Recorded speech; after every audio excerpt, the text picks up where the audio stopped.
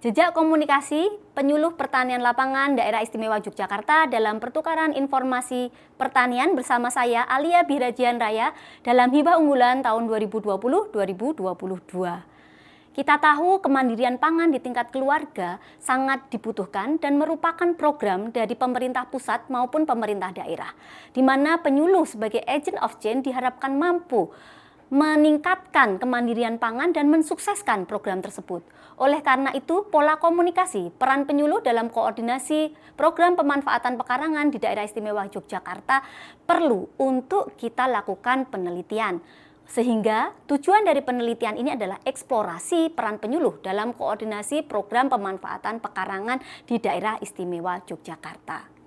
Penelitian ini melibatkan seluruh penyuluh pertanian lapangan yang ada di 4 kabupaten dan 1 kota di DIY sebanyak 346 penyuluh. Dan penelitian ini menggunakan analisis jaringan di mana memanfaatkan Google Form dalam pengambilan datanya, menggunakan roster nama dan para penyuluh bebas untuk memilih nama-nama penyuluh yang diajak untuk berkomunikasi. Penelitian ini menggunakan relasi satu mood directed network dan advice network, di mana kita tahu lokasi kerja penyuluh baik Bantul, Gunung Kidul, Kulon Progo, Sleman itu pada jumlah yang sama, namun di Yogyakarta hanya ada 1% penyuluh jika dibandingkan dengan seluruh penyuluh yang ada di DIY, di mana statusnya mayoritas adalah PNS dan yang paling sedikit adalah P3K. Kita juga tahu bahwa penyuluh pertanian lapangan laki-laki itu lebih banyak dibandingkan dengan penyuluh pertanian lapangan perempuan.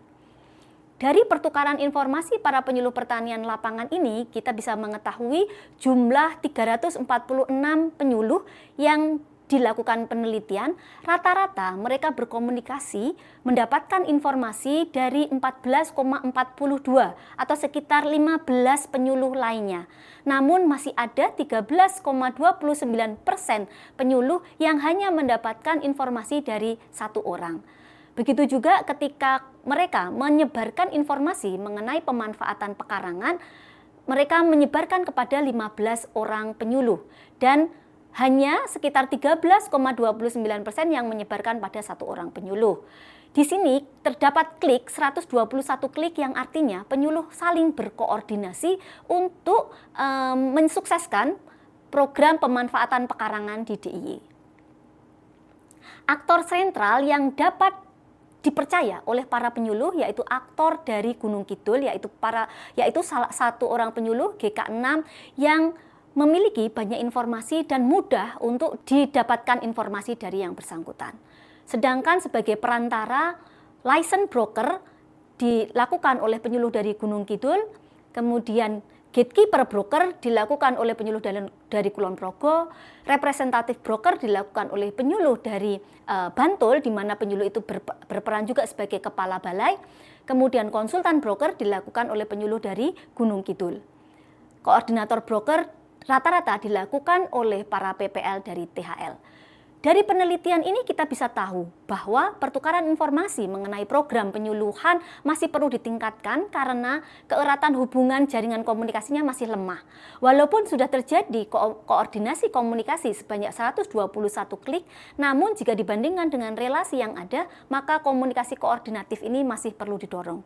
Di mana penyuluh yang berperan sentral dan mudah dijangkau itu adalah dari Gunung Kidul, namun sayangnya penyuluh tersebut adalah bukan yang memiliki peran strategis di dalam jabatannya. Sehingga penyuluh yang memiliki peran strategis di dalam jabatannya perlu memanfaatkan perannya sebagai aktor sentral maupun perantara dalam pertukaran informasi dan koordinasi terkait dengan program pemanfaatan lahan pekarangan di Daerah Istimewa Yogyakarta. Demikian penelitian mengenai jejak komunikasi penyuluh pertanian lapangan di Daerah Istimewa Yogyakarta mengenai pertukaran informasi pemanfaatan pekarangan telah dilakukan. Semoga bermanfaat bagi kita semua. Terima kasih.